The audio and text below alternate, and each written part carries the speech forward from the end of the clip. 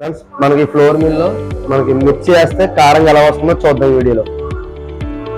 Friends మనకి మిర్చి కారంగా ఆడేటప్పుడు బాగా డ్రైగా ఆడేలాగా అంటే ఇరిస్తే ఇరిగేలాగా మనం ఆరబెట్టుకుని అప్పుడు డెమో వేసుకోవాలి. ఫ్రెండ్స్ మనం మిర్చిని కారంగా చేసుకునే ముందు మనం 2వ నెంబర్ జాలి వేసుకుంటే చాలా మెత్తగా అయినది రావడం జరుగుతుంది.